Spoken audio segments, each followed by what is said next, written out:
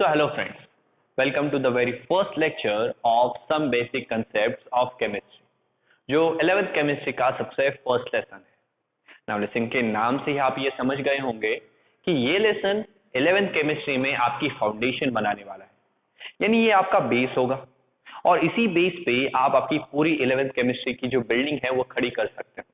यानी पूरे 11th chemistry के जो सारे लेसन्स हैं वो इसी बेस पे आप इजीली स्टडी कर सकते हैं। Now some basic concept of chemistry में अगर आप स्टार्टिंग वाला पार्ट देखें टेक्स्ट बुक में, तो स्टार्टिंग के पार्ट्स में हमें यही बताया गया है कि what are elements, what are compounds, यानी एलिमेंट्स क्या होते हैं और कंपाउंड्स क्या होते हैं। यस, और केमिस्ट्री के बारे में हमें कुछ बेसिक नॉलेज दी गई है, बट वो सारा पार्ट हम आज इस वीडियो में डिस्कस नहीं करने वाले हैं। आज हम स्टार्ट करेंगे सबसे इंपॉर्टेंट टॉपिक से, जिस टॉपिक पे क्वेश्चंस पूछे जाते हैं, and that is laws of chemical combination. अगर आप देखें तो इसी पॉइंट से ये लेसन एक्चुअली स्टार्ट होता है। तो लॉज ऑफ केमिकल कॉम्बिनेशन को स्टार्ट करेंगे हम, और अगर आप देखें तो केमिस्ट्री में हमारे पास टोटल 5 लॉज हैं। ओके, टोटल हमारे पास कितने लॉज है? 5 लॉज ऑफ केमिकल कॉम्बिनेशन। और ये जो 5 लॉज है, ओके, ये जो 5 लॉज है वो 5 लॉज हमें ये बताते हैं कि किस तरह कोई एलिमेंट कंबाइन होके कंपाउंड्स बनाएगा। ये 5 लॉज हमें क्या बताते हैं कि किस तरह एलिमेंट्स कंबाइन होते हैं। देन अगर एलिमेंट्स कंबाइन हो रहे हैं तो वो एक दूसरे से किस रेशियो में कंबाइन होंगे, यस, क्या परसेंटेज होगा उनका। तो ये सारी चीजें हमें ये 5 लॉज बताते हैं। आगे जाके हमें बहुत सारे कंपाउंड्स की स्टडी करनी है, तो वो कंपाउंड्स बन कैसे रहे हैं, उनमें अलग अलग एलिमेंट्स के परसेंटेज क्या है, यस। तो ये सारी जानकारी हमें होनी चाहिए और उसके लिए इन 5 लॉज को स्टडी करना काफी इंपॉर्टेंट है। तो चलो स्टार्ट करते हैं फ्रेंड्स। ओके, टाइम नहीं वेस्ट करते और स्टार्ट करते हैं with our first law.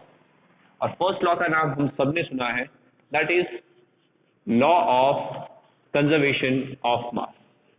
The first law is law of conservation of मास।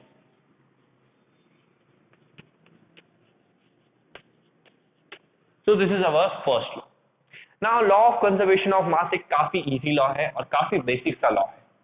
ये क्या कहता है कि सपोज आपके पास A प्लस B ऐसे दो रिएक्टेंट्स हैं। यस, रिएक्टेंट्स पता है ना आपको, ऐसे एलिमेंट्स या ऐसे कंपाउंड्स जो आपस में रिएक्ट करते हैं। तो ये दो रिएक्टेंट्स हैं, ये दोनों रिएक्टेंट्स एक दूसरे के साथ रिएक्ट करते हैं और एक प्रोडक्ट बनाते हैं, और वो प्रोडक्ट क्या है? AB। तो लॉ ऑफ कंजर्वेशन ऑफ मास ये कहता है कि यहाँ A और B का जो मास होगा तो AB का भी मास वही आना चाहिए, यानी रिएक्टेंट्स का जो मास है वही मास प्रोडक्ट्स का होना चाहिए। यानी कहते हैं that the sum of masses of reactants, okay, the sum of masses of reactants ये किसके इक्वल होना चाहिए? ये इक्वल होना चाहिए to the sum of masses of products, to the sum of masses of products. यानी रिएक्टेंट्स का जो टोटल मास है वो प्रोडक्ट्स के मास के इक्वल होना चाहिए। चलो बेसिक वे में तो हमें समझ में आ गया, बट एग्जांपल की मदद से ये और अच्छे से समझेगा। ओके, जैसे हम यहाँ पे एक एग्जांपल लेते हैं। सपोज हमारे पास हाइड्रोजन गैस है। ओके, नाउ जब हम इस हाइड्रोजन गैस की रिएक्शन ऑक्सीजन गैस के साथ करवाते हैं, या आप ऐसा कंसिडर करो कि हाइड्रोजन को आप ऑक्सीजन में बर्न कर रहे हैं। यस, जब कोई भी चीज बर्न होती है तो वो किसके साथ कंबाइन होती है? ऑक्सीजन के साथ। तो यहाँ हम हाइड्रोजन को बर्न कर रहे हैं, यानी जला रहे हैं। तो जब हाइड्रोजन बर्न होगा तो वो ऑक्सीजन के साथ कंबाइन होगा और क्या बनाएगा? वाटर। और अगेन यहाँ पे हीट काफी ज्यादा थी, इसलिए जो वाटर बना है वो भी गैसियस फॉर्म में है, यानी वाटर वेपर्स के फॉर्म में। तो रिएक्शन को बैलेंस कर लेंगे, 2 ऑक्सीजन 1 ऑक्सीजन, तो यहाँ पे 2 ऑक्सीजन हो गए, 2 2 जा 4 हाइड्रोजन, तो यहाँ पे लगा देंगे 2 और 2 2 जा 4 हाइड्रोजन। तो देख लो रिएक्शन बिल्कुल बैलेंस है। ओके, ना अगर आप देखें तो यहाँ पे रिएक्टेंट्स का जो मास है, यानी आप सबको तो पता ही होगा कि हाइड्रोजन का जो मास है वो 1 होता है और ऑक्सीजन का मास कितना होता है? 16। Very good. तो सी यहाँ पे हाइड्रोजन के कितने एटम्स हैं? तो 2 2 जा 4, तो हाइड्रोजन के 4 एटम्स हैं। ओके, प्लस ऑक्सीजन के कितने एटम्स हैं? तो 2। तो ऑक्सीजन के एक एटम का मास अगर 16 होता है तो 2 एटम्स का कितना होगा? 16 2 जा 32। तो यहाँ पे ये हमारा टोटल मास है। यहाँ अगर आप देखें तो यहाँ पे दो हाइड्रोजन है, यस, तो दो हाइड्रोजन का मास कितना होगा 2, प्लस एक ऑक्सीजन है, तो एक ऑक्सीजन का मास कितना होता है 16, और यहाँ पे इस वाटर के दो मॉलिक्यूल्स, यानी इसका हमें डबल करना पड़ेगा, इस चीज का क्या करना पड़ेगा, हमें डबल करना पड़ेगा। तो अगर आप यहाँ आंसर देखें 2 + 16 18 होता है, और 18 2 जा 36, सबको पता है, यस 18 2 जा 36, और यहाँ भी अगर आप 32 और 4 को ऐड करें तो 32 पर 4 कितना हो जाएगा 36। तो देखो यहाँ पे भी रिएक्टेंट के मासेस को जब हमने कंबाइन किया तो वो भी 36 आ रहा है, और जब प्रोडक्ट्स के मास को कंबाइन किया तो वो भी कितना आ रहा है 36 आ रहा है। यानी ये क्या है, लॉ ऑफ कंजर्वेशन ऑफ मास, कि जब भी कोई केमिकल रिएक्शन होता है या कोई भी फिजिकल रिएक्शन होता है तो रिएक्टेंट्स का जो मास होगा वही प्रोडक्ट्स का मास होगा। बट अगर आप देखें तो ये जो लॉ है वो आज के प्रैक्टिकल सिचुएशंस में अप्लाई नहीं होता, बिकॉज ये काफी पुराने लॉज है। उस टाइम एक इक्वेशन डिस्कवर नहीं हुआ था, वो था E = डेल्टा mc², यस, ये आइंस्टाइन के थ्योरी ऑफ रिलेटिविटी का इक्वेशन है। ये इक्वेशन क्या कहता है कि आज कुछ ऐसे रिएक्शंस हैं जिन रिएक्शंस में हम मास को एनर्जी में कन्वर्ट कर सकते हैं, यस, तो उस केस में तो मास कंजर्व नहीं होगा। बट उस टाइम जब लॉ ऑफ कंजर्वेशन ऑफ मास बना था तब ये लॉ नहीं था, ओके, तो इसलिए ये सारे काफी पुराने लॉज हैं, इसमें इस टाइप के कोई नए लॉज हम अप्लाई नहीं करने वाले। तो law of conservation of mass क्या कहता है कि the sum of masses of reactants is equals to the sum of masses of products, okay. तो इतना ये हमारा सिंपल सा लॉ है, इसे राइट डाउन कीजिए ना। ये जो लॉ है ये एंटोनियो लिवेस सर ने दिया था, किसने दिया, एंटोनियो लिवेस। और ये जो सारे 5 लॉज हम यहाँ पे सीख रहे हैं ये 1740 से लेके 1760 तक के लॉ है, ओके, 1740 से लेके 1760 तक ये जो ईयर्स थे, इन ईयर्स के बीच ये 5 लॉज डिस्कवर किए गए। तो फर्स्ट लॉ तो हो गया हमारा। नाउ जो लॉ ऑफ कंजर्वेशन ऑफ मास है उस पर एक काफी अच्छा क्वेश्चन है, बट उस क्वेश्चन को सॉल्व करने के लिए आपको ये पता होना चाहिए कि मोल्स क्या होते हैं। तो जब हम मोल कंसेप्ट को स्टडी कर लेंगे उसके बाद में वापस से आपको ये लॉ ऑफ कंजर्वेशन ऑफ मास पे वो एक अच्छा सा एक क्वेश्चन है जो बताऊंगा, ओके। सो अभी हम स्टार्ट करते हैं with our second law, that is law of definite proportion, law of definite proportion.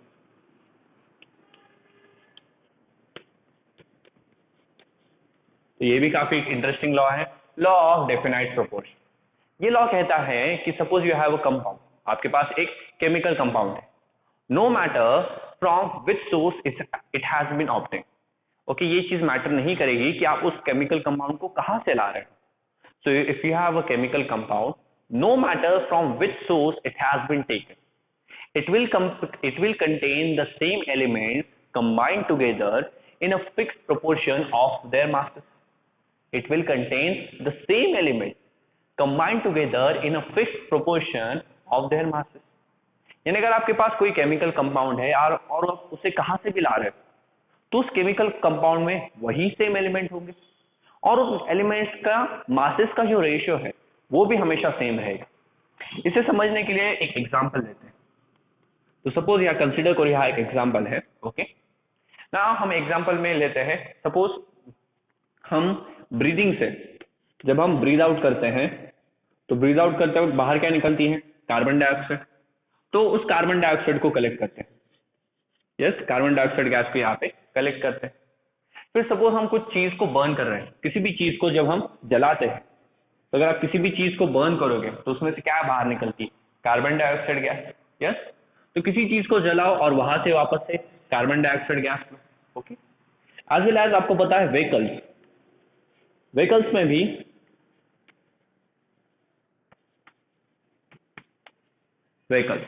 तो आपको पता है कि व्हीकल्स से भी कार्बन डाइऑक्साइड गैस बाहर निकलती है, तो उसके साइलेंसर से भी हम यहाँ पे कार्बन डाइऑक्साइड गैस बाहर निकाल रहे हैं। तो यहाँ पे देखो मैंने कार्बन डाइऑक्साइड ली है बट 3 अलग अलग जगह से ली। एक तो जो कार्बन डाइऑक्साइड हम ब्रीद आउट कर रहे हैं, फिर किसी चीज को जलाने पर जो कार्बन डाइऑक्साइड मिलती है, और व्हीकल से कार्बन डाइऑक्साइड ले रहे हैं। तो यहाँ पे कार्बन डाइऑक्साइड की जो सोर्सेस हैं, जिन सोर्सेस से हमने उसे ऑब्टेन किया है, वो तीनों सोर्सेस अलग अलग है। तो ये लॉ क्या कहता है कि सोर्सेस कुछ भी हो ओके अगर आप किसी कंपाउंड को कहां से भी ला रहे हो तो उस कंपाउंड में जो एलिमेंट्स होंगे वो एलिमेंट्स हमेशा सेम होंगे। तो यहां भी देखो, यहां पे भी जो कार्बन डाइऑक्साइड है वो भी CO2 है, यहाँ की जो कार्बन डाइऑक्साइड है वो भी CO2 ही होने वाली है, और व्हीकल से जो कार्बन डाइऑक्साइड गैस निकलेगी वो भी CO2 ही होने वाली है। तो अगर हम इनके मासेस का रेशियो निकालें, ओके, कार्बन इस टू ऑक्सीजन के मासेस का अगर हम रेशियो निकालें तो वो रेशियो इन तीनों कंपाउंड्स में सेम ही आएगा। ओके अगर हम कार्बन इस टू ऑक्सीजन के मासेस का रेशियो निकालें तो वो जो रेशियो है वो हमेशा यहाँ पे सेम ही आने वाला है, यानी वो रेशियो हमेशा फिक्स्ड रहेगा। जैसे अगर आप देखिए यहाँ पे एक कार्बन है तो कार्बन का एटॉमिक मास आपको पता है, कार्बन का एटॉमिक मास होता है 12 और ऑक्सीजन का एटॉमिक मास कितना होता है 60। तो यहाँ पे एक ही कार्बन एटम है इसलिए 12 इस टू ऑक्सीजन कितने हैं 2, तो 16 2 सा 32। यस, नाउ इसे आप इजीली कैंसिल कर सकते हो, 4 3 सा 12 एंड 4 8 सा 32। तो रेशियो क्या आया 3:8। यहाँ पे भी कितने कार्बन है 12, ऑक्सीजन कितने हैं 2, तो उसका मास हो जाएगा 32, 16 2 सा 32। तो यहाँ भी उनके मासेस का रेशियो क्या आएगा 3:8, और यहाँ भी वही होगा कि 12:32 हो जाएगा, और यहाँ पे अगर आप उनके मासेस का रेशियो निकालोगे तो वो भी कितना आएगा 3:8। तो यहाँ पे हमने 3 अलग अलग सोर्स से एक ही केमिकल कंपाउंड लिया था, बट क्या उस केमिकल कंपाउंड के एटम्स चेंज हुए? नहीं, उस केमिकल कंपाउंड में सेम एटम्स थे, और उन एटम्स के मासेस का जो रेशियो था, उन एटम्स के मासेस का जो रेशियो था वो रेशियो भी हमेशा यहाँ पे फिक्स रहा। तो ये लॉ क्या कहता है, a chemical compound no matter from which source it has been taken contains the same element and contains the same element combined together in a fixed proportion of their masses, तो यही ये law कहता है। इसका एक example देखते हैं, और जो नेक्स्ट एग्जांपल हम इसका देखेंगे वो है वाटर के केस में। जैसे सपोज हम सी वाटर लाते हैं, क्या लेते हैं हम सी वाटर, तो आपके एक फ्रेंड ने सी वाटर लाया, आप घर पे जाते हो और घर से क्या लाते हो टैप वाटर, यानी जो नल का पानी है वो आप लाते हो, और आपका एक तीसरा फ्रेंड है उसने रेन वाटर कलेक्ट किया। क्या कलेक्ट किया? Rain water. तो यहाँ पे आप पानी ला रहे हो, तीनों की तीनों क्या ला रहे हो वाटर, बट कहा अलग अलग जगह से ला रहे हो। जैसे एक फ्रेंड सी से ला रहा है, दूसरा नल का पानी ला रहा है, और तीसरा रेन वाटर कलेक्ट कर रहा है। नहीं, यहाँ पे एक चीज तो क्लियर है कि अगर तीनों वाटर ला रहे हैं तो वाटर क्या होगा हमेशा H2O, टैप से भी जो पानी निकलेगा वो भी H2O ही होगा, और रेन से हम जो वाटर कलेक्ट करेंगे वो भी क्या होगा H2O। तो यहाँ पे इन तीनों कंपाउंड्स में हाइड्रोजन इज टू ऑक्सीजन के मासेस का जो रेशियो आएगा वो हमेशा सेम रहेगा। यानी अगर आप देखें, मैं यहाँ पे हाइड्रोजन इज टू ऑक्सीजन के मासेस का रेशियो निकालूं, हाइड्रोजन इज टू ऑक्सीजन के मासेस का अगर मैं रेशियो निकालूं तो कितना हाइड्रोजन है? एक। हाँ, ये इंपॉर्टेंट है कि आपको जो पहले 20 एलिमेंट्स थे, ओके, तो उन 20 यानी हाइड्रोजन से कैल्शियम, तो ये जो पहले 20 एलिमेंट्स हैं इनके एटॉमिक मास आपके लर्न होने चाहिए, बिकॉज इस पूरे 11th की केमिस्ट्री में हमें उनकी जरूरत है। 12th केमिस्ट्री में भी हमें इन्हीं 20 एलिमेंट्स की जरूरत पड़ने वाली है। ओके, सो हाइड्रोजन का एटॉमिक मास 1, ऑक्सीजन का कितना होता है 16। तो यहाँ पे 2 हाइड्रोजन है इसलिए 2 हो जाएगा, और एक ही ऑक्सीजन का एटम है इसलिए 16। यहाँ पे भी 2:16, यहाँ पे भी 2 हाइड्रोजन है इसलिए 2, और एक ऑक्सीजन का एटम है इसलिए 2:16। अभी आप इसे इजीली कैंसिल कर सकते हो, 1:8, 1:8 एंड 1:8। तो यहाँ पे देखो हमने वाटर को भी 3 अलग अलग जगह से लिया, बट उस कंपाउंड के फॉर्मूले में एलिमेंट्स भी सेम रहे, और उन एलिमेंट्स के मासेस का जो रेशियो था वो रेशियो भी यहाँ पे फिक्स रहा है। तो किसी भी कंपाउंड में कभी भी एलिमेंट्स के मासेस का रेशियो या एलिमेंट्स चेंज नहीं हो जाएंगे। जैसे अगर आप सोडियम क्लोराइड की बात करें तो कहाँ से भी सोडियम क्लोराइड लाओ वो NaCl ही रहेगा, उसका फॉर्मूला कभी चेंज नहीं होने वाला। तो यही ये सिंपल सा लॉ था जो ये बात बताता है। नाउ जैसे कि मैंने बताया था कि हमारा मेन लेसन यहाँ से स्टार्ट होता है, तो इसी पे हमें क्वेश्चंस भी पूछे जाते हैं। तो वही हमें एक यहाँ पे एक क्वेश्चन दिया है, जो क्वेश्चन अभी हम यहाँ पे डिस्कस करने वाले हैं। तो काफी अच्छा क्वेश्चन है, let me read this. Okay, now हमारा क्वेश्चन है, मैंने एक पेज पे राइट डाउन किया है। तो क्वेश्चन इज दैट, सी कि हमारे पास 0.243 ग्राम्स ऑफ कार्बन है ना। यहाँ पे हमने जो कार्बन लिया है वो चारकोल की फॉर्म में, या कोल पता है आपको, कोल जो ट्रेन्स में यूज होता था पहले स्टीम इंजिन्स में, तो वही कार्बन यहाँ पे, वही चारकोल या वही कोल यहाँ पे हमने यूज किया है। तो हमारे पास 0.243 ग्राम्स ऑफ कार्बन है। नाउ इस कार्बन को जब हम बर्न करते हैं with oxygen, on burning with oxygen, yields का मतलब क्या होता है, प्रोड्यूसेस। ओके, याइल्स का मतलब क्या होता है, प्रोड्यूसेस। तो produces 0.403 grams of carbon dioxide. कितनी कार्बन डाइऑक्साइड गैस वो प्रोड्यूस करता है, 0.403 ग्राम। ये था हमारा फर्स्ट एक्सपेरिमेंट। तो चलो इसे ए नाम देते हैं, एक्सपेरिमेंट ए। तो ए एक्सपेरिमेंट हमने किया जहां पे हमारे पास इतना कार्बन था, उसे जब हमने ऑक्सीजन के साथ बर्न किया तो हमें इतनी कार्बन डाइऑक्साइड मिली। इसी तरह यहाँ पे एक दूसरा एक्सपेरिमेंट है, दैट इज एक्सपेरिमेंट बी। अभी वो एक्सपेरिमेंट क्या है कि जब हमारे पास 0.182 ग्राम्स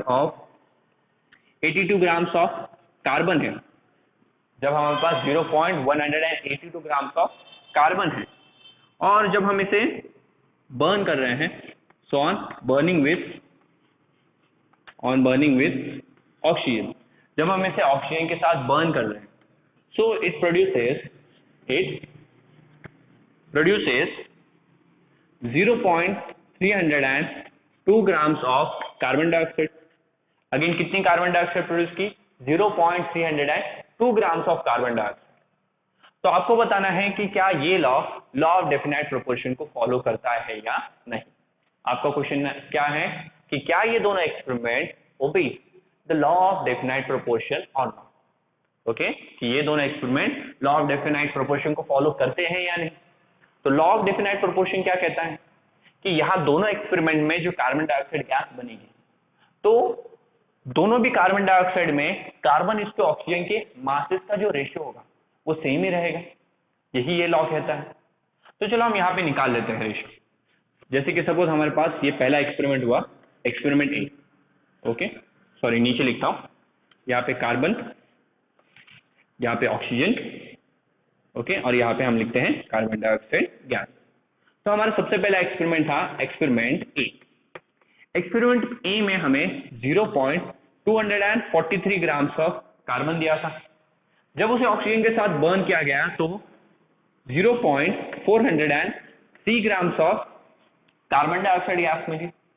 उसी तरह जब हमने सेकेंड एक्सपेरिमेंट किया, यानी एक्सपेरिमेंट बी किया, तो सेकेंड एक्सपेरिमेंट में हमने 0.182 ग्राम्स का कार्बन डाइऑक्साइड लिया, सॉरी कार्बन लिया। और जब उस कार्बन को ऑक्सीजन के साथ बर्न किया तो कितनी कार्बन डाइऑक्साइड प्रोड्यूस हुई, तो कार्बन डाइऑक्साइड प्रोड्यूस हुई है 0.302 ग्राम की।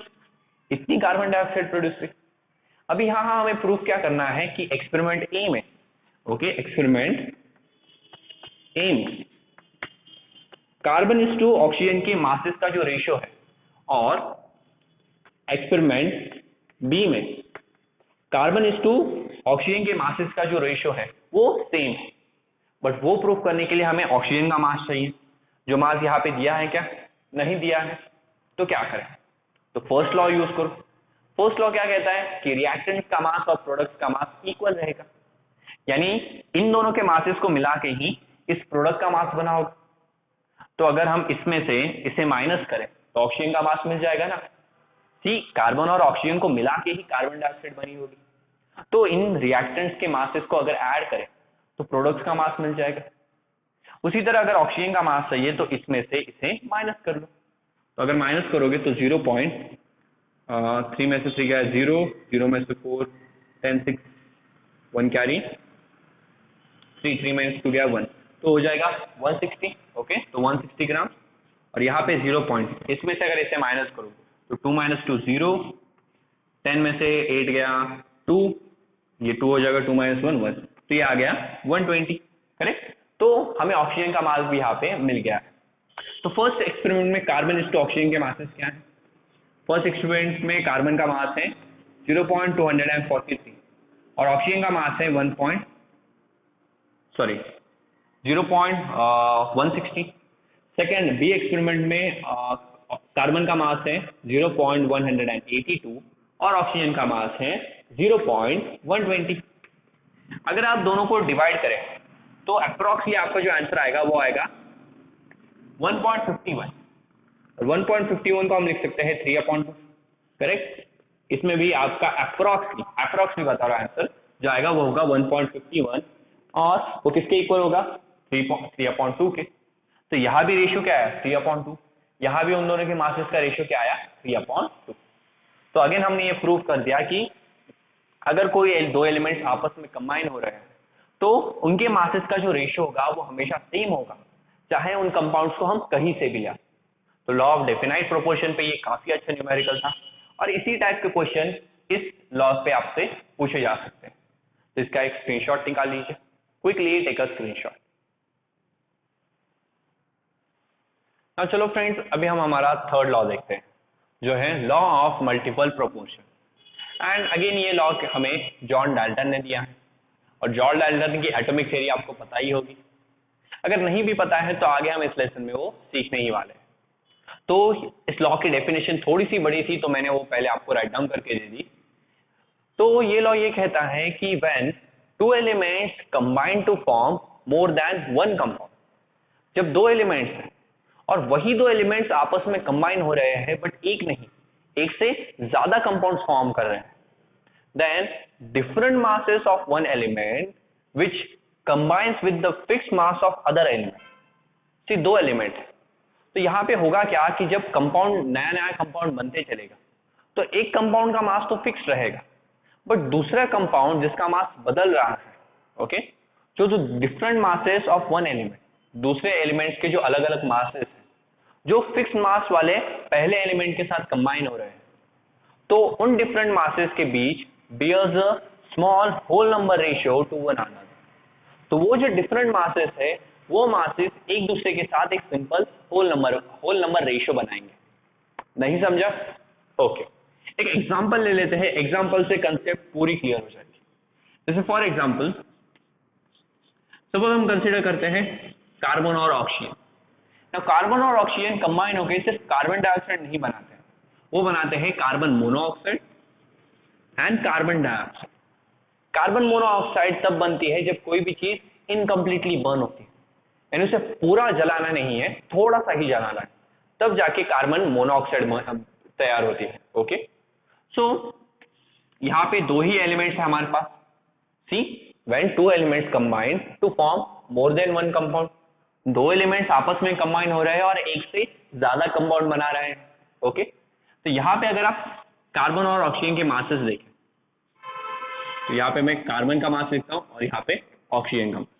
तो यहाँ पे एक कार्बन है और कार्बन का मास कितना होता है? 12। यहाँ भी एक ही कार्बन है तो उसका मास कितना है? 12। यहाँ पे एक ऑक्सीजन है, उसका मास कितना होगा? 16। यहाँ पे ऑक्सीजन के दो आइटम्स है तो 16 2 32। यस, तो अगर आप देखो तो यहाँ पे हमने कार्बन के मासेस ले लिए और ऑक्सीजन के मासेस ले लिए। So the different masses of one element, एक एलिमेंट जिसके मासेस अलग अलग है, तो यहाँ पे अलग मासेस आपको किसके दिख रहे हैं? ऑक्सीजन के। So we can write different masses of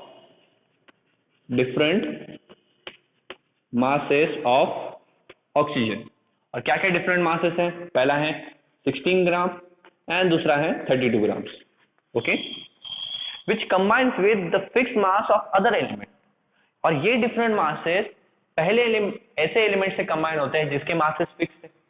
तो ये जो ऑक्सीजन है ये एक फिक्स्ड मास वाले कार्बन के साथ कंबाइन हो रहा है, तो different masses of oxygen combines with fixed mass of carbon, combines with fixed mass of carbon, जो कि कितना है? 12 gram. Yes, so bears a small whole number ratio to one another। तो ये जो डिफरेंट मासेस है ऑक्सीजन के, ये दोनों मासेस एक दूसरे के साथ एक सिंपल होल नंबर रेशियो बनाएंगे। अगर आप इनका रेशियो निकालें यानी 16/32, तो वो रेशियो कितना आएगा? 16 1 16, 16 2 32, तो रेशियो आएगा 1:2। तो यहाँ पे डिफरेंट मासेस जो है उनका रेशियो एक सिंपल होल नंबर होगा, और सिंपल होल नंबर यानी कि 1:2, 1:3, 1:4 या 1:5 भी चलेगा। और सपोज आपके रेशियो आ रहे हैं 7:5, 4:5, ये बड़े नंबर हो जाएंगे, तो उस केस में ये लॉ वैलिड नहीं रहेगा। तो इंपॉर्टेंट है एक सिंपल होल नंबर रेशियो आना चाहिए। ओके, सो और एक एग्जांपल लेते हैं जिससे ये कंसेप्ट और भी क्लियर हो जाएगी। दूसरा एग्जांपल है हाइड्रोजन एंड ऑक्सीजन। यस, तो हाइड्रोजन और ऑक्सीजन एक फेमस कंपाउंड बनाता है जो सबको पता है, वाटर। ओके, और एक दूसरा कंपाउंड है जो शायद से आप आज पहली बार देखोगे, दैट इज H2O2। H2O को हम बुलाते हैं हाइड्रोजन पर ऑक्साइड। क्या बुलाते हैं? हाइड्रोजन पर ऑक्साइड। और हाइड्रोजन पर ऑक्साइड के आगे आप बहुत सारे रिएक्शंस देखने वाले। तो two elements combine with each other to form more than one compound, एक से ज्यादा कंपाउंड बना रहे हैं। यहाँ पे मैं हाइड्रोजन का मास लिखता हूँ और यहाँ पे ऑक्सीजन का मास। तो यहाँ पे 2 हाइड्रोजन है तो मास कितना होगा? 2। यहाँ पे 1 ऑक्सीजन है तो मास कितना होगा? 60। यहाँ पे अगेन 2 हाइड्रोजन है तो मास कितना होगा? 2। और यहाँ पे 2 ऑक्सीजन है तो मास इस बार कितना होगा? 32। So see the different masses of oxygen combines with fixed mass of hydrogen. Oxygen के जो अलग अलग डिफरेंट मासेस है वो फिक्स्ड मास ऑफ हाइड्रोजन के साथ यहाँ पे कंबाइन कर रहे हैं। तो ये जो डिफरेंट मासेस हैं इनके बीच अभी भी एक सिंपल होल नंबर रेशियो बनेगा। अभी भी अगर आप इनका रेशियो निकालें यानी 16:32 करें तो रेशियो वापस से क्या आएगा? 1:2। तो अभी भी इन दोनों डिफरेंट मासेस के बीच का जो रेशियो है वो हमेशा सिंपल होल नंबर ही रहेगा। तो यही लॉ ऑफ मल्टीपल प्रोपोर्शन कहता है कि जब दो एलिमेंट एक से ज्यादा कंपाउंड बनाते हैं तो जिस एलिमेंट के डिफरेंट मासेस है जो दूसरे एलिमेंट के फिक्स्ड मासेस से कंबाइन होता है, तो वो डिफरेंट मासेस आपस में एक सिंपल होल नंबर रेशियो बनाते हैं। तो इतने 2 एग्जांपल लिखो, इसके बाद मैं एक ऐसा एग्जांपल दूंगा जो ये लॉ सिखाते वक्त हर एक प्रोफेसर आपको बताता ही है, बिकॉज वो example law of multiple proportion को समझने के लिए सबसे बेस्ट है। लिख लिया? स्क्रीनशॉट निकाल लिया? Very good. So now we will see the best example for law of multiple proportion. Okay? ये लॉ हर कोई teacher law of multiple proportion को सिखाते वक्त देता है, बिकॉज यही एग्जांपल एग्जाम में भी पूछा जाता है। ओके, तो यहाँ पे हम एग्जांपल लेते हैं नाइट्रोजन और ऑक्सीजन। तो नाइट्रोजन और ऑक्सीजन बहुत सारे अलग अलग ऑक्साइड्स बनाते हैं, जैसे suppose NO nitrogen monoxide, NO2 nitrogen dioxide, N2O, okay, then N2C die nitrogen monoxide. एक ही ऑक्सीजन है तो मोनो का मतलब सिंगल होता है, तो डाई नाइट्रोजन बिकॉज 2 नाइट्रोजन है, मोनो का मतलब सिंगल ऑक्सीजन, तो die nitrogen monoxide, die nitrogen trioxide, और फिर आता है डाई नाइट्रोजन पेंटाऑक्साइड। तो यहाँ पे 2 elements combine with each other to form more than one compound। यहाँ तो 2 भी नहीं, यहाँ तो टोटल 5 अलग अलग कंपाउंड फॉर्म हो रहे हैं। नाउ इसमें अगर हम नाइट्रोजन और ऑक्सीजन के मासेस यहाँ पे लिखें, नाइट्रोजन के मासेस बताओ। नाइट्रोजन का एटॉमिक मास कितना होता है? 14। वेरी गुड, जिन्हें पता था। और ऑक्सीजन का? वो तो सर अभी लर्न ही हो गया है, 16। तो ऑक्सीजन का 14 है तो यहाँ पे 14, यहाँ पे एक ही नाइट्रोजन है तो 14, 2 नाइट्रोजन है, 14 2 28, करेक्ट। 14 2 28, 14 2 यहाँ भी 14 2 28। ओके, अभी ऑक्सीजन की बात करते हैं। तो एक ऑक्सीजन है इसलिए 16, 2 ऑक्सीजन है इसलिए 32, वापस से एक ऑक्सीजन है इसलिए 16, 16 से सीधा कितना होता है? 48, करेक्ट। और 16 5 तो 80 होता है, तो हो गया। यस, अभी लॉ क्या कहता है कि different masses of one element which combines with the fixed masses. Nitrogen का तो मास फिक्स नहीं है। अभी जो 2 एग्जांपल देखे थे उसमें एक एलिमेंट का मास फिक्स था और दूसरे का मास डिफरेंट था, तो डिफरेंट मासेस के बीच हमें एक सिंपल होल नंबर रेशियो बनाना था। यस, वो तो यहाँ पे बन रहा नहीं है, तो अब क्या करें? सी अभी सिंपल है, अगर सी दोनों में से किसी भी एलिमेंट का मास फिक्स नहीं हो तो हम उसका मास फिक्स कर लेंगे। दोनों में से अगर किसी भी एलिमेंट का मास फिक्स नहीं होता है तो उसका मास हम फिक्स कर लेते हैं। जैसे अगर आप देखें तो यहाँ पे नाइट्रोजन 28 28 28, हमें पॉसिबल है हम इन दोनों का मास भी 28 कर सकते हैं। यानी सपोज यहाँ पे मैं वापस से नाइट्रोजन लिखता हूँ, यहाँ पे वापस से ऑक्सीजन लिखता हूँ। ओके, तो ये अलग सेट है। तो देखो यहाँ NO है, सपोज यहाँ 2 नाइट्रोजन होते हैं तो 2 नाइट्रोजन के लिए कितने ऑक्सीजन लगते हैं? 2 ऑक्सीजन। यस, तो 14 का डबल कितना होगा? 28। तो जब 14 नाइट्रोजन थे तब 16 ऑक्सीजन लगे, तो नाइट्रोजन को डबल करो तो ऑक्सीजन भी डबल करना पड़ेगा। तो नाइट्रोजन होगा 28 और ऑक्सीजन को डबल करोगे तो वो हो जाएगा 32। यस, उसी तरह यहाँ पे NO2 है, यहाँ भी नाइट्रोजन का मास कितना है? 14, इसे भी डबल करते हैं, इसे डबल करोगे तो कितना होगा? 20। तो एक नाइट्रोजन के लिए 2 ऑक्सीजन है, अगर 2 नाइट्रोजन हुए तो उसके लिए कितने ऑक्सीजन लगेंगे?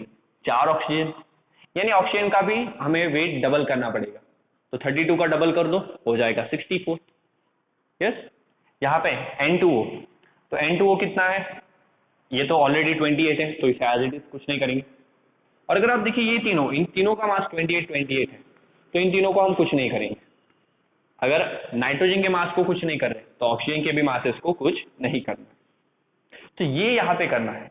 यहाँ पे हमने क्या किया कि जो नाइट्रोजन का मास अलग अलग था तो उसका मास हमने फिक्स्ड कर दी। अभी सारे नाइट्रोजन का मास कितना है? 28 ही है, और उसके लिए क्या किया? नाइट्रोजन को किसी भी एक कॉमन नंबर से मल्टीप्लाई कर दिया, और जिस नंबर से नाइट्रोजन के मास को मल्टीप्लाई कर रहे हो सेम नंबर से ऑक्सीजन के भी मास को मल्टीप्लाई करना है। बिकॉज एक बार आपने मल्टीप्लाई भी कर दिया, इन दोनों नंबर्स के बीच का जो रेशियो रहने वाला है वो रेशियो सेम ही रहने वाला है। हमेशा याद रखो, दो नंबर्स के बीच का जो रेशियो है वो हमेशा सेम रहेगा, चाहे आप इन दोनों नंबर्स को किसी भी और नंबर से मल्टीप्लाई करो। ओके, तो अभी भी इन दोनों नंबर्स के बीच का जो रेशियो है और इन्हें 2 से मल्टीप्लाई करने के बाद इन दोनों नंबर्स का जो रेशियो आएगा वो सेम ही रहेगा। और लॉ ऑफ मल्टीपल प्रोपोर्शन में इंपॉर्टेंट क्या है? Bears a small whole number ratio. हमें होल नंबर रेशियो पे यहाँ पे ध्यान देना है। यस, तो अगर आप रेशियो निकालें तो रेशियो निकालते वक्त मैं से प्रॉपरली अरेंज कर लूँ क्या? 16 32, इसे प्रॉपरली लिख लेता हूँ, मतलब रेशियो निकालने में आसानी होगी।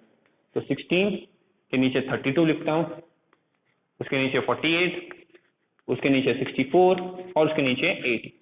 तो देखो एकदम प्रॉपर तरीके से मैंने यहाँ पे इसे राइट डाउन कर दिया। ओके, अभी अगर आप इन्हें डिवाइड करें तो आपको पता है 16 1 जा 16, 16 2 जा 32, 16 3 जा 48, 16 4 जा 64, 16 5 जा 80। तो रेशियो क्या आया है? 1:2, 2:3, 3:4 एंड 4:5। तो अगर आप देखिए तो ये भी एक पूरा सिंपल होल नंबर रेशियो, तो इसलिए ये एग्जांपल यूज किया जाता है, because law of multiple proportional को समझने के लिए ये बेस्ट एग्जांपल है। तो हमेशा याद रखो, अगर किसी एलिमेंट का मास फिक्स्ड नहीं है तो उसे फिक्स्ड कर लो, बट उसे फिक्स्ड करते वक्त जो दूसरा एलिमेंट है उसके मासेस को भी उसी सेम नंबर से आपको मल्टीप्लाई करना है। जैसे नाइट्रोजन का मास हमें 28 पे फिक्स करना था, तो हमने इन दोनों नाइट्रोजन को 2 से मल्टीप्लाई किया। तो अगर इन दोनों नाइट्रोजन के मासेस को 2 से मल्टीप्लाई कर रहे हैं तो जो ऑक्सीजन के मासेस हैं उन्हें भी किससे मल्टीप्लाई करना पड़ेगा? 2 से। ये याद रखना है। तो यहाँ पे देखो सिंपल होल नंबर रेशियो आ रहा है, यानी ये जो सारे कंपाउंड्स है वो लॉ ऑफ मल्टीपल प्रोपोर्शन को फॉलो करते हैं, यानी ओबे करते हैं। सो ये एक लॉ था, राइट डाउन कीजिए। थर्ड लॉ था हमारा, मैं शायद से नंबर नहीं चेंज कर रहा हूँ लॉ के, बट वो थर्ड लॉ था। तो राइट डाउन कीजिए थर्ड लॉ। ओके, तो फ्रेंड्स जैसे कि मैंने आपको बताया था कि लॉ ऑफ केमिकल कॉम्बिनेशन में हमें जस्ट 5 लॉज की स्टडी करनी है, बट अगर आप देखें तो यहाँ पे एक एक्स्ट्रा लॉ भी है जो फोर्थ लॉ नहीं कहलाएगा। ओके, तो फोर्थ नहीं तो इसे हम हैशटैग लॉ बुला देते हैं। अभी अगर आप ये लॉ देखें तो ना ही ये लॉ आपके एनसीईआरटी टेक्स्ट बुक्स में है और ना ही एचएससी की टेक्स्ट बुक्स में। इसका एक रीजन ये है कि 5 लॉ को मिला के ही ये लॉ बनाया गया है, इसलिए आपके टेक्स्ट बुक्स में ये लॉ दिया नहीं गया। बट अगर आप कॉम्पिटिटिव एग्जाम्स देखें तो इस लॉ से भी उन एग्जाम्स में क्वेश्चंस पूछे गए हैं। अगर आप कॉम्पिटिटिव एग्जाम के लिए किसी भी अलग पब्लिकेशन की बुक यूज कर रहे हैं तो उसमें जरूर आपको ये लॉ मिल जाएगा। तो इसलिए मैं ये लॉ आपको टीच कर रहा हूँ, बिकॉज कॉम्पिटिटिव एग्जाम्स के लिए यानी नीट और जेईई के लिए ये लॉ हमारे लिए काफी ज्यादा इंपॉर्टेंट है। तो इस लॉ को हम क्या बुलाते हैं? So this law is known as the law of reciprocal proportion. ये लॉ क्या है? The law of reciprocal proportion. इससे पहले जो हमने लॉ सीखा था वो था लॉ ऑफ मल्टीपल प्रोपोर्शन, और उसी को ही ये लॉ थोड़ा सा सिमिलर है। ओके, पूरा सिमिलर नहीं, थोड़ा सा सिमिलर। यहाँ क्या होता है कि when two elements combine separately with a fixed mass of third element, okay, जब हमारे पास दो एलिमेंट्स है और वो दो एलिमेंट्स एक फिक्स्ड मास वाले तीसरे एलिमेंट्स के साथ कंबाइन होते हैं, then the ratio of masses in which they do so, तो जिस रेशियो में वो उस थर्ड एलिमेंट्स के साथ कंबाइन होंगे, bears a small whole number ratio to the ratio of masses in which they themselves combine। तो जिस रेशियो में ये दोनों जो एलिमेंट्स हैं वो थर्ड एलिमेंट के साथ कंबाइन होंगे, वो जो रेशियो है, ओके, उसे अलग रख दो, वो जो रेशियो है, और जब ये दोनों एलिमेंट्स आपस में कंबाइन होंगे, तो जिस रेशियो में ये आपस में कंबाइन होंगे वो वाला जो रेशियो है, तो ये दोनों रेशियो आपस में और एक होल नंबर रेशियो बनाते हैं। ये जो दोनों रेशियो है वो आपस में वापस से एक होल नंबर रेशियो बनाते हैं। सो आई नो ये आपको कंफ्यूजिंग लग रहा है, बट एक एग्जांपल मैं लेता हूँ यहाँ से, एक एग्जांपल यहाँ पे लेता हूँ जिससे डेफिनेटली ये लॉ आपको समझ में आ जाएगा। सो यहाँ पे हम एग्जांपल लेते हैं कार्बन एंड सल्फर का।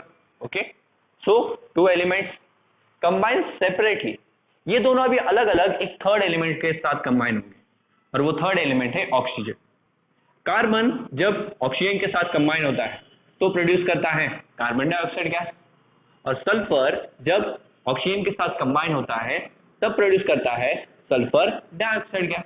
यस, अगर आप देखें तो ये आपको पता होना चाहिए कि कार्बन का मास 12 होता है, ऑक्सीजन का मास 16 है, एंड सल्फर का मास कितना है?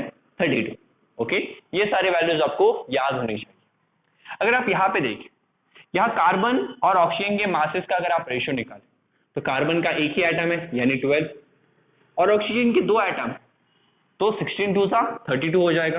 यस, कार्बन ऑक्सीजन के एक एटम का मास 16 होता है, तो दो एटम का मास कितना होगा? 32। यहाँ पे सल्फर के एक एटम का मास 32, ऑक्सीजन के दो एटम का मास 32। यस, तो सी टू एलिमेंट्स जो सेपरेटली कंबाइन करते हैं एक थर्ड एलिमेंट के साथ, बट थर्ड एलिमेंट कैसा है? With a fixed mass of third element. Third element का जो मास है वो कंबाइन होते वक्त फिक्स्ड है। तो यहां अगर आप देखें तो ऑक्सीजन का मास कितना है? 32, और यहां पे भी अगर आप देखें तो ऑक्सीजन का मास कितना है? 32। तो जो थर्ड एलिमेंट है उसका मास फिक्स्ड है। Then the ratio of masses in which they do so, ये लाइन काफी इंपॉर्टेंट है। Then the ratio of masses in which they do so, इनके मासेस के रेशियो में, जिस रेशियो में ये ऑक्सीजन के साथ कंबाइन करते हैं, तो अगर आप कार्बन इस टू सल्फर का, सल्फर के मासेस का रेशियो निकालें तो कितना कार्बन ऑक्सीजन के साथ कंबाइन हुआ है? 12 ग्राम्स का। कितना सल्फर ऑक्सीजन के साथ कंबाइन हुआ है? तो 32 ग्राम्स का। तो इनके मासेस का अगर आप रेशियो निकालें तो रेशियो निकालना काफी इजी हो जाएगा। 3 4 12 एंड 3 8 32, सॉरी 4 3 12 एंड 4 8 32। तो रेशियो क्या है आपका? 3:8, यानी 3:8 के रेशियो में ये ऑक्सीजन के साथ कंबाइन होते हैं। ये 3:8 के रेशियो में ये दोनों भी एलिमेंट ऑक्सीजन के साथ कंबाइन होते हैं।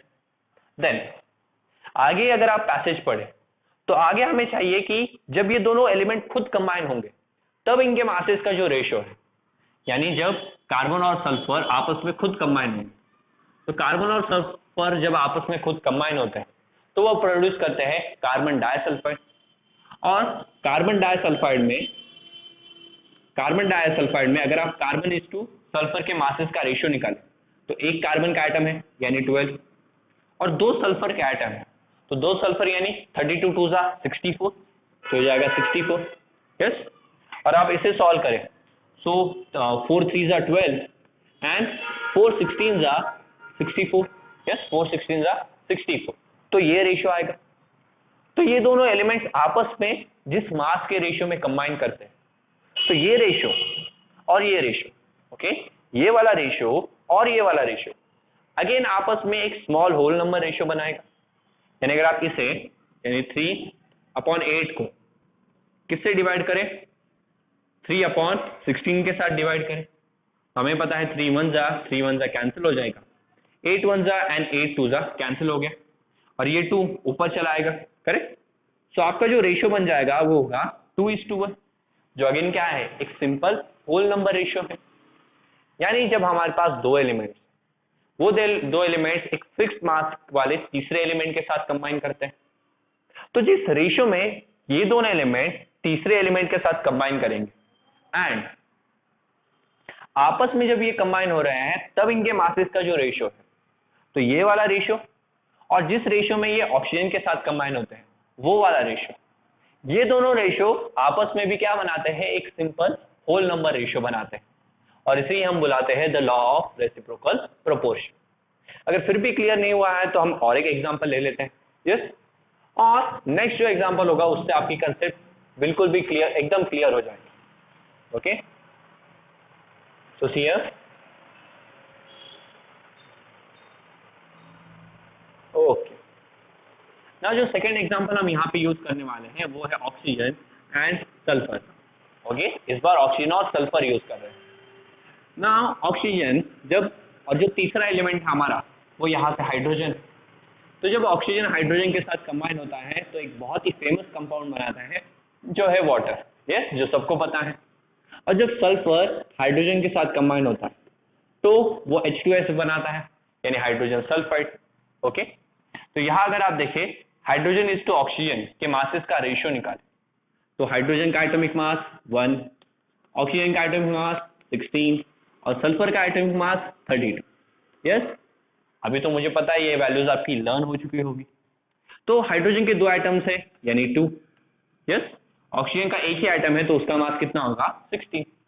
यहाँ पे हाइड्रोजन के दो एटम्स है तो उनका मास कितना हो जाएगा 2, और सल्फर का एक ही एटम है तो उसका कितना मास हो जाएगा 32। सो 2 elements combine separately with a fixed mass of third element. जो थर्ड एलिमेंट है उसका अगर आप मास देखें तो वो यहाँ भी 2 है और यहाँ भी 2 है, यानी थर्ड एलिमेंट का मास दोनों केसेस में फिक्स्ड है। तो अभी हमें क्या करना होता है, अभी हमें ऑक्सीजन और सल्फर के मासेस का रेशियो निकालना है, यानी कि इस मासेस के रेशियो में ये हाइड्रोजन के साथ कंबाइन होते हैं वो निकालना है। तो उसके लिए हम ऑक्सीजन इज टू सल्फर के मासेस का रेशियो निकालेंगे। यहाँ ऑक्सीजन का मास कितना है 16, यहाँ पे सल्फर का मास कितना है 32, और सबको पता है 16 1 जा 16 एंड 16 2 जा 32, यानी 1:2 के रेशियो में ये हाइड्रोजन के साथ कंबाइन होते हैं। किस रेशियो में, 1:2 के रेशियो में ये हाइड्रोजन के साथ कंबाइन होते हैं। फिर हमें किसका रेशियो चाहिए, हमें वो रेशियो चाहिए जिस रेशियो में ये आपस में कंबाइन होते हैं। तो अगर आप देखो ऑक्सीजन और सल्फर आपस में कंबाइन होकर क्या बनाएंगे, सल्फर डाइऑक्साइड। ओके, इसे हम क्या बुलाते हैं, सल्फर डाइऑक्साइड गैस। तो ये जो सल्फर डाइऑक्साइड है इसमें सल्फर और ऑक्सीजन का अगर आप रेशियो देखें तो सल्फर का एक ही एटम है, उसका एटॉमिक मास कितना होगा 32, ऑक्सीजन के दो एटम्स हैं तो उनका मास कितना होगा 16 2 जा 32, तो 32:32 कितना होगा 1:1। तो आपस में इनके मासेस का जो रेशियो है वो 1:1 है, और जिन मासेस के रेशियो में ये हाइड्रोजन के साथ कंबाइन करते हैं वो रेशियो है 1:2। तो इन दोनों रेशियो का अगर हम वापस से रेशियो निकालें, यानी 1:2 को आप डिवाइड करें 1/1 से, ओके, 1:2 को 1/1 से अगर हम डिवाइड करें तो ये जो रेशियो आएगा वो अगेन एक सिंपल होल नंबर होगा जो कि क्या होगा 1/2। यस, अपॉन में 1 है तो उसे हम उसकी वैल्यू ही नहीं होती। यस, तो 1/2 ही ये हमारा रेशियो आ जाएगा। तो सल्फर और ऑक्सीजन जिस मास के रेशियो में हाइड्रोजन के साथ कंबाइन होते थे वो वाला रेशियो, और आपस में जिस मास के रेशियो में कंबाइन होते हैं वो वाला रेशियो आपस में भी एक सिंपल होल नंबर रेशियो बनाता है, that is 1:2, and this is the law of reciprocal proportion. तो ये वाला एग्जांपल भी नोट डाउन कर लीजिए। Then we will see the fourth law. तो फ्रेंड्स चलो अभी हम हमारा फोर्थ लॉ देखते हैं, और फोर्थ लॉ है गे-लुसाक्स लॉ, जो शायद से आपने प्रीवियस स्टैंडर्ड्स में भी स्टडी किया होगा। तो ये लॉ कहता है कि when gases react they do so in volumes. जब कोई भी गैस रिएक्ट करती है तो वो वॉल्यूम्स में रिएक्ट करती है, जो कि करेक्ट है, which bears a simple whole number ratio to one another।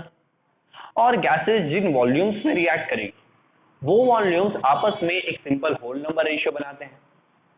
and to the volume of product form if gaseous. See, जब gases react करती है तो वो वॉल्यूम्स में रिएक्ट करती हैं, यानी उनके वॉल्यूम्स के बीच एक सिंपल होल नंबर रेशियो बनता है, एज वेल एज वो प्रोडक्ट्स की वॉल्यूम्स के साथ भी एक सिंपल होल नंबर रेशियो बना सकती है। जस्ट कंडीशन एक है कि जो प्रोडक्ट्स हैं वो भी गैसियस होने चाहिए।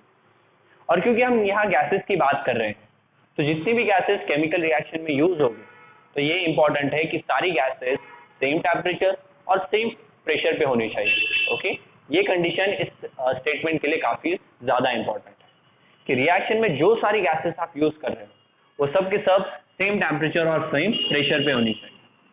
जैसे चलो इस लॉ को समझने के लिए let's see an example. Suppose हमारे पास हाइड्रोजन गैस है, इसके रिएक्शन हम करवा रहे हैं विथ क्लोरीन गैस के साथ, या क्लोरीन की जगह हम यूज करते हैं चलो ब्रोमीन। क्या यूज कर रहे हैं? Bromine gas. तो ब्रोमीन एक हैलोजन है ना। ब्रोमीन के साथ जब हमें ये रिएक्शन करवानी है तब हमें इन दोनों को हीट करना पड़ेगा। जब ये दोनों हीट होंगे तो जो हाइड्रोजन है वो ब्रोमीन के साथ कंबाइन होके फॉर्म करेगा हाइड्रोजन ब्रोमाइड। क्या फॉर्म करेगा? हाइड्रोजन ब्रोमाइड की गैस। और अगर आप रिएक्शन को बैलेंस करें तो जस्ट यहाँ पे 2 लिख दीजिए, तो रिएक्शन बैलेंस हो गया। Yes, so 1 mole of hydrogen react with 1 mole of bromine gas and gives us 2 moles of hydrogen bromide. अगर आप देखें तो यहाँ पे 1 यानी कि यहाँ पे 1 वॉल्यूम ऑफ हमने हाइड्रोजन गैस यूज की, वो किसके साथ कंबाइन हुई? With 1 volume of bromine gas. और उससे प्रोड्यूस क्या हुआ है? 2 वॉल्यूम्स ऑफ हाइड्रोजन ब्रोमाइड। क्या प्रोड्यूस हुआ है?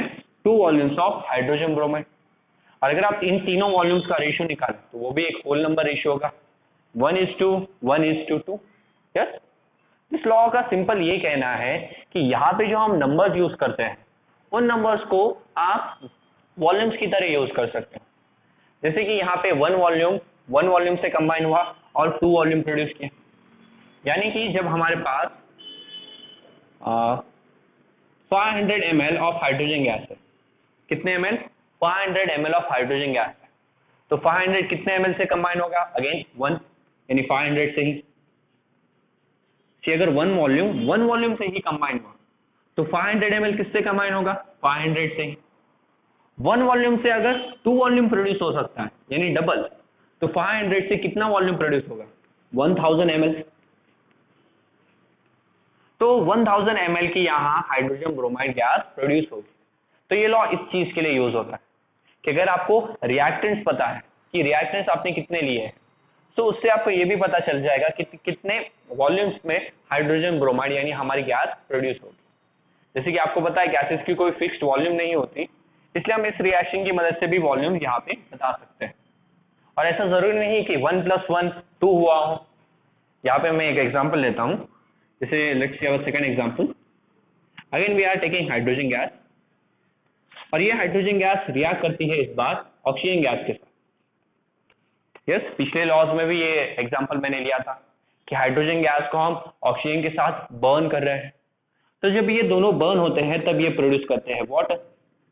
बट क्योंकि टेम्परेचर ज्यादा होता है तो वाटर वेपर यानी गैसियस स्टेट में होता है।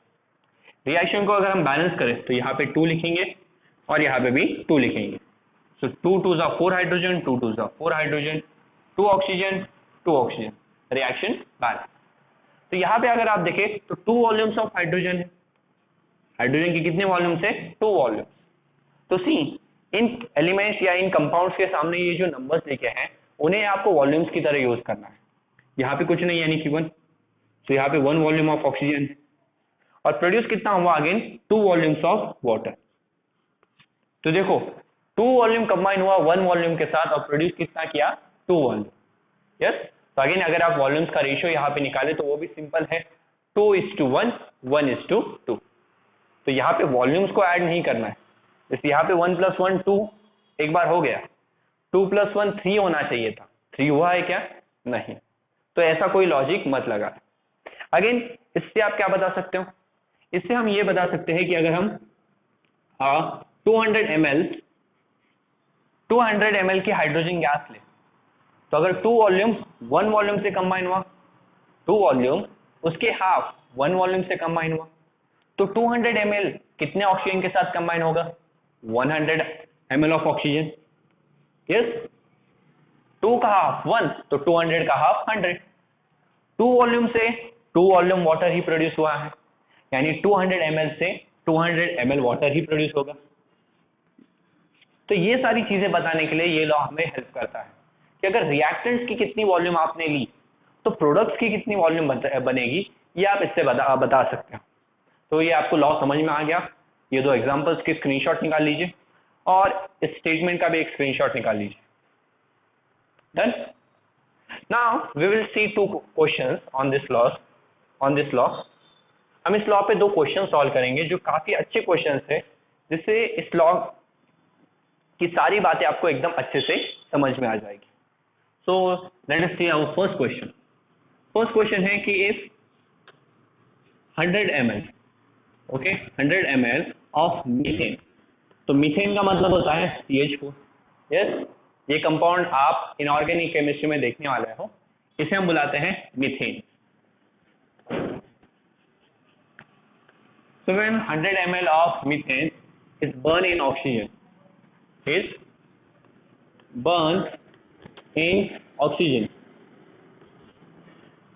produces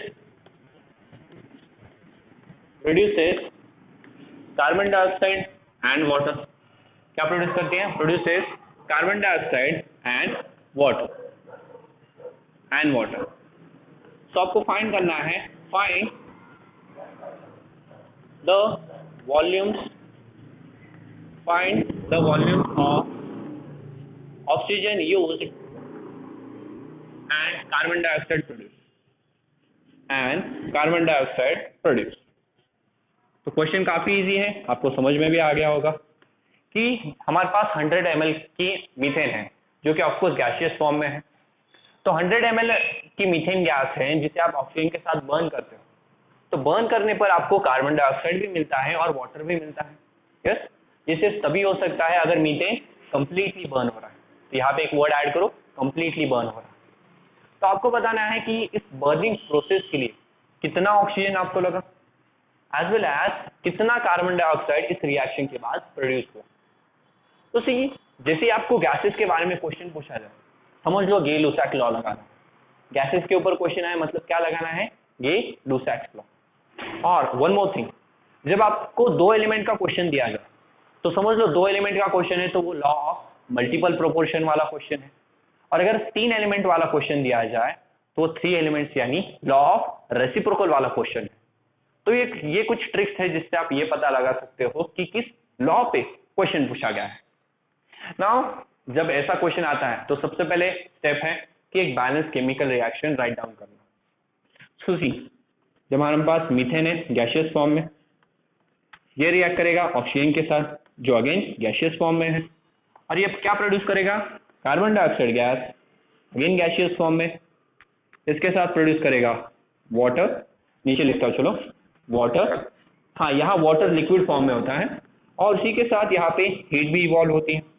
यस, रिएक्शन से हमें थोड़ी सी हीट भी मिलती है। रिएक्शन को अगर आप बैलेंस करें तो 1 कार्बन 2 ऑक्सीजन, सॉरी 2 नहीं 3 ऑक्सीजन हो गए, यहाँ पे 4 हाइड्रोजन, यहाँ पे 2 कर देंगे, तो 2 2 और यहाँ पे भी 2। ओके, तो देखो 1 कार्बन 4 हाइड्रोजन, 2 2 4 हाइड्रोजन, 2 2 4 ऑक्सीजन, तो यहाँ 2 ऑक्सीजन और यहाँ 2 ऑक्सीजन, रिएक्शन बैलेंस। ना आपको क्या बताना है कि कितना ऑक्सीजन और कितना कार्बन डाइऑक्साइड प्रोड्यूस हुआ है। क्यों वाटर के बारे में हमसे नहीं पूछा? बिकॉज अगर आप देखें तो वाटर लिक्विड फॉर्म में है, तो वाटर कितना प्रोड्यूस हुआ है ये आप बता नहीं सकते। ओके, ये लुसेक लॉ सिर्फ गैसेस को लेके डिस्कशन करता है। सो कितने अमाउंट में वाटर फॉर्म हुआ जो कि लिक्विड है वो हम यहाँ पे बता नहीं सकते। हम सिर्फ ये बता सकते हैं कि कितनी कार्बन डाइऑक्साइड गैस यहाँ पे प्रोड्यूस हुई है। तो हमें यहाँ से पता क्या चला कि जब 1 वॉल्यूम ऑफ मीथेन कंबाइन होता है 2 वॉल्यूम्स ऑफ ऑक्सीजन के साथ, और जब वो 2 वॉल्यूम्स ऑफ ऑक्सीजन के साथ कंबाइन होता है तो यहाँ पे 1 volume of carbon dioxide produce होती है। कितनी volume of carbon dioxide produce होती है? 1 वॉल्यूम ऑफ कार्बन डाइऑक्साइड। यानी हमारे पास है 100 ml मीथेन, कितना है हमारे पास? 100 ml। तो 1 वॉल्यूम को 2 वॉल्यूम ऑक्सीजन लगा, तो 100 को उसके डबल लगेगा, दैट इज 200। सी 1 वॉल्यूम को उसका डबल 2 वॉल्यूम ऑफ ऑक्सीजन लगा, तो 100 ml मीथेन को उसके डबल 200 ml ऑक्सीजन लगेगा। 1 वॉल्यूम से 1 वॉल्यूम ही कार्बन डाइऑक्साइड प्रोड्यूस हुआ है, यानी 100 ml से 100 ml की ही कार्बन डाइऑक्साइड गैस प्रोड्यूस होगी।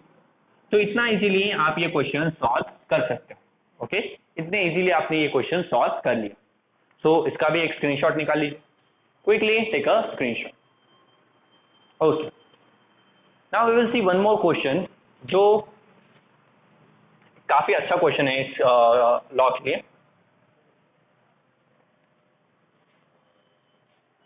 तो अगर आप देखें तो सपोज आपके पास है 60 या हम लेते हैं 80, चलो 80 ml ऑफ नाइट्रोजन गैस। आपके पास क्या है, 80 ml ऑफ नाइट्रोजन गैस है जो रिएक्ट करने वाली है with 80 ml of hydrogen gas. किसके साथ रिएक्ट करेगी ये, 80 ml ऑफ हाइड्रोजन गैस। सो आपको बताना है द कंपोजिशन ऑफ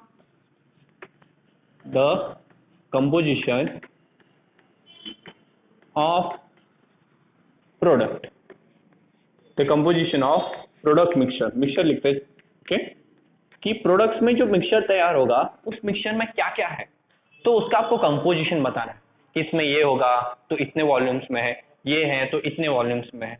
तो बेसिकली वो कंपोजिशन बताना है। अगेन नाइट्रोजन गैस है, हाइड्रोजन गैस है, गैस वाला क्वेश्चन है, यानी कौन सा लॉ लगाना है, ये लुसाक लॉ।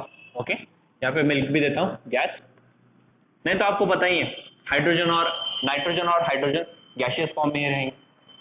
तो सी हियर जब नाइट्रोजन ओके गैसियस फॉर्म में रिएक्ट करता है हाइड्रोजन के साथ, तो ये दोनों मिलकर प्रोड्यूस करते हैं अमोनिया। क्या प्रोड्यूस करते हैं, अमोनिया, जो अगेन गैसियस फॉर्म में। इन एरो का मतलब होता है कि ये रिएक्शन रिवर्सिबल है, यानी ये दोनों कंबाइन होकर अमोनिया प्रोड्यूस कर सकते हैं और वापस से अमोनिया यहाँ से स्प्लिट होके नाइट्रोजन और हाइड्रोजन गैस वापस से प्रोड्यूस कर सकता है। तो इन एरोस को हम आगे पूरा एक नया लेसन है हमारे इस टॉपिक पे, तो वहां पे डिस्कस करेंगे। सबसे पहले रिएक्शन को बैलेंस कर लेंगे। 2 नाइट्रोजन, यहाँ पे भी आ गए 2 नाइट्रोजन, 3 यहाँ पे 2 3 6 हाइड्रोजन, तो यहाँ 3 लिख देंगे, 3 2 6 हाइड्रोजन, तो रिएक्शन बैलेंस। ओके, तो अगर आप देखिए यहाँ पे हमारे पास 1 वॉल्यूम, तो 1 volume of nitrogen, okay 1 volume of nitrogen gas किसके साथ कंबाइन हुआ, 3 वॉल्यूम्स ऑफ हाइड्रोजन गैस के साथ। किसके साथ कंबाइन हुआ, 3 वॉल्यूम ऑफ हाइड्रोजन गैस के साथ। और प्रोड्यूस कितना किया उसने, 2 वॉल्यूम्स ऑफ अमोनिया। क्या प्रोड्यूस किया, 2 वॉल्यूम्स ऑफ अमोनिया। तो हमारे पास 1 वॉल्यूम है, क्या हमारे पास है 80 ml ऑफ नाइट्रोजन गैस। कितना है, 80 ml ऑफ नाइट्रोजन गैस। तो एक वॉल्यूम उसके 3 टाइम्स 3 वॉल्यूम के कंबाइन हुआ।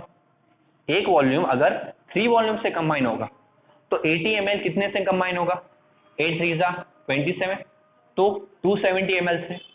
बट क्या आपके पास 270 ml ऑफ हाइड्रोजन है, क्या नहीं है, हमारे पास सिर्फ 80 ml ऑफ हाइड्रोजन। यस, तो यहाँ पे हम उसे इरेज करेंगे। तो हमारे पास कितने हाइड्रोजन है, 80 ml, या 80 के बजाय आप यहाँ पे क्वेश्चन में कर दो 90 ml। ओके, 80 को कैंसिल करो, उसकी जगह क्या कर दो 90 ml। तो हमारे पास 90 ml ऑफ हाइड्रोजन गैस है। तो अभी हम इस साइड से अप्रोच लगाते हैं, पहले हम सामने से अप्रोच लगाते थे, पहले रिएक्टेंट से। अभी हम हाइड्रोजन की तरफ से इस क्वेश्चन को सॉल्व करते हैं। तो अभी हमारे पास 90 ml ऑफ हाइड्रोजन है। यस, तो 3 वॉल्यूम 1 वॉल्यूम से कंबाइन होती है, 3 वॉल्यूम उसके 3 टाइम्स कम 1 वॉल्यूम से कंबाइन होगी। तो जब 90 ml ऑफ हाइड्रोजन है वो भी उसके 3 टाइम्स कम, 90 का 3 टाइम्स कितना होगा 30, तो उसके 3 times come 30 ml of nitrogen gas के साथ कंबाइन करेगा, करेक्ट। तो जब ये दोनों कंबाइन हो गए तो 1 वॉल्यूम से 2 वॉल्यूम प्रोड्यूस हुआ, तो 30 ml से कितने ml प्रोड्यूस होगा, 1 वॉल्यूम यानी 30, तो 2 वॉल्यूम यानी 60, तो यहाँ पे 60 ml ऑफ अमोनिया प्रोड्यूस होगा।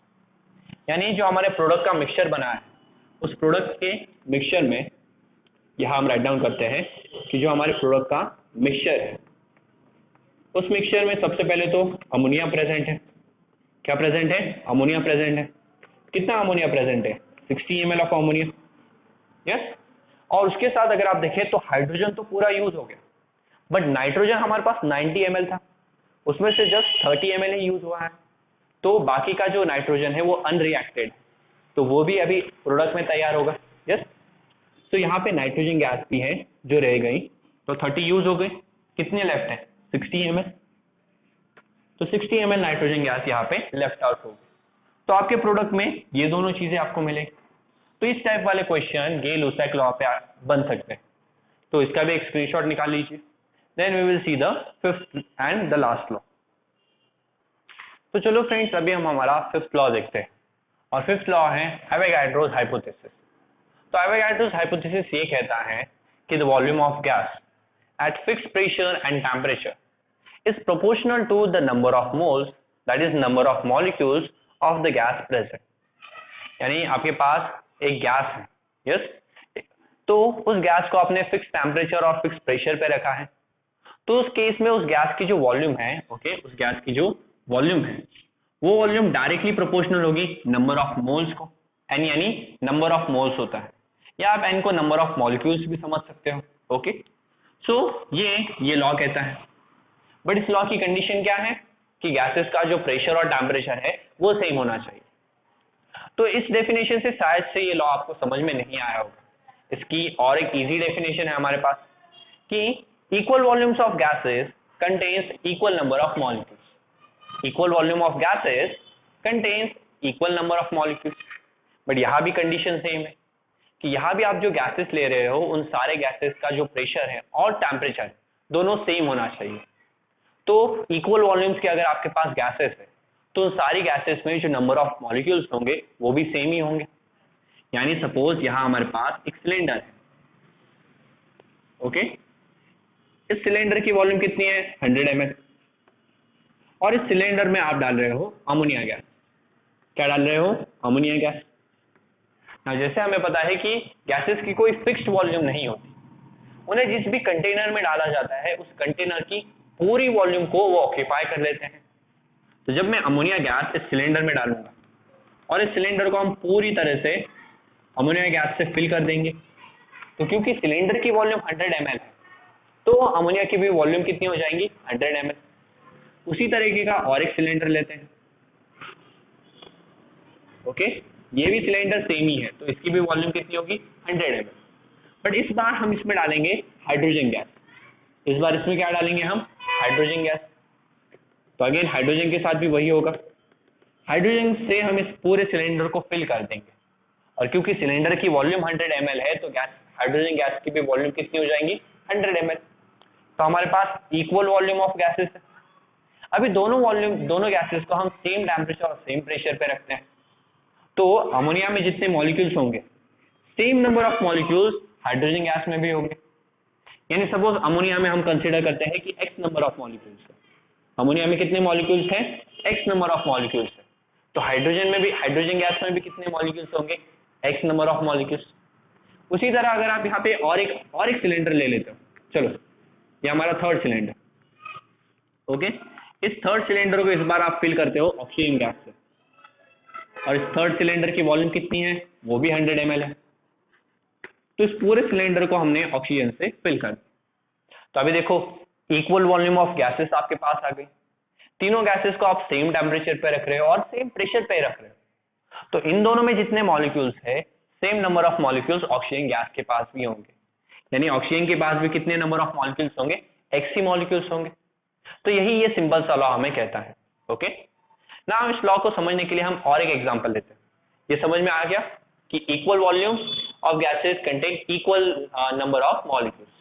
अगर इक्वल वॉल्यूम ऑफ गैसेस है जिन्हें सेम टेम्परेचर और प्रेशर पे आप रख रहे हो तो सब में सेम नंबर ऑफ मॉलिक्यूल्स होंगे। तो स्क्रीनशॉट निकाल लिया? Okay, so let me erase this. Okay, now we will see one more example. तो सपोज हमारे पास 100 ml of, okay, 100 ml of methanol. We have 100 ml of methane. जब हमारे पास 100 ml of methane है तो उसमें y नंबर ऑफ मॉलिक्यूल्स है, कितने मॉलिक्यूल्स है? y molecules. तो अगर मैं आपसे पूछूं कि अगर आपके पास 100 ml of carbon dioxide gas आ जाए, आपके पास क्या आ जाए? 100 ml ऑफ कार्बन डाइऑक्साइड आ जाए, जिसे आप मीथेन जिस प्रेशर पे है उसी प्रेशर उसी टेम्परेचर पे रखो, तो इक्वल वॉल्यूम ऑफ गैसेस, तो इक्वल वॉल्यूम ऑफ गैसेस के पास इक्वल नंबर ऑफ मॉलिक्यूल्स होंगे, यानी कार्बन डाइऑक्साइड के पास भी वही मॉलिक्यूल्स होंगे। कितने मॉलिक्यूल्स होंगे? वही मॉलिक्यूल्स। यस, कार्बन डाइऑक्साइड की बजाय आप और कोई गैस ले लो, जैसे suppose we have 100 ml of chlorine gas. चलो, we have 100 ml of chlorine gas. Okay, chlorine भी गैसियस फॉर्म में ही रहता है। सो अभी 100 ml ऑफ क्लोरीन गैस है, इसे भी सेम टेम्परेचर सेम प्रेशर पे रख रहे हो, तो इसके पास भी कितने नंबर ऑफ मॉलिक्यूल्स होंगे? वही मॉलिक्यूल्स होंगे। Yes, so chlorine also will have Y molecules.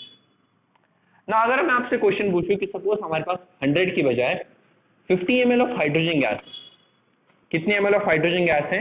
50 ml of hydrogen gas.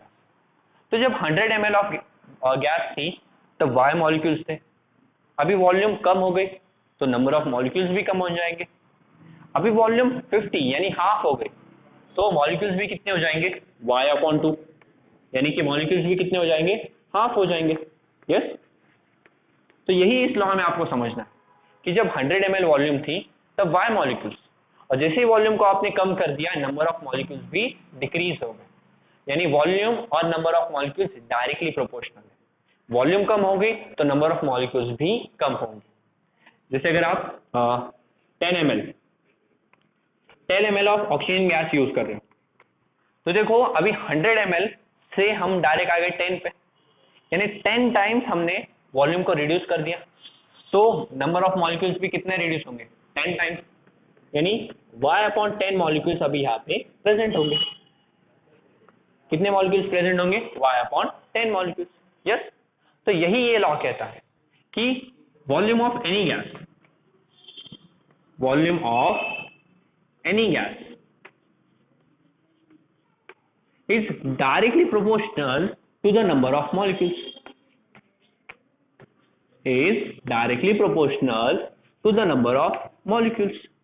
yes, किसी भी गैस की जो वॉल्यूम है वो डायरेक्टली उसकी नंबर ऑफ मॉलिक्यूल्स को डायरेक्टली प्रोपोर्शनल है, यानी अगर आप गैसेस की वॉल्यूम बढ़ाते जाओगे तो जो नंबर ऑफ मॉलिक्यूल्स है उसमें वो भी बढ़ते जाएंगे। अगर आप गैसेस की वॉल्यूम को डिक्रीज करते जाओगे, कम करते जाओगे, जैसे हमने यहाँ पे किया, तो उसमें जो नंबर ऑफ मॉलिक्यूल्स है वो भी कम होते जाएंगे। तो इसी लॉ का जो मैथमेटिकल एक्सप्रेशन है वो ये है कि किसी भी गैस की वॉल्यूम डायरेक्टली प्रोपोर्शनल होती है उसके नंबर ऑफ मॉलिक्यूल्स को या नंबर ऑफ मोल्स को। ना एक बार आपको समझ में आ गया कि मोल्स क्या है, तो ये भी समझ में आ जाएगा कि नंबर ऑफ मोल्स और नंबर ऑफ मॉलिक्यूल्स दोनों का मीनिंग करीब करीब सेम ही होता है।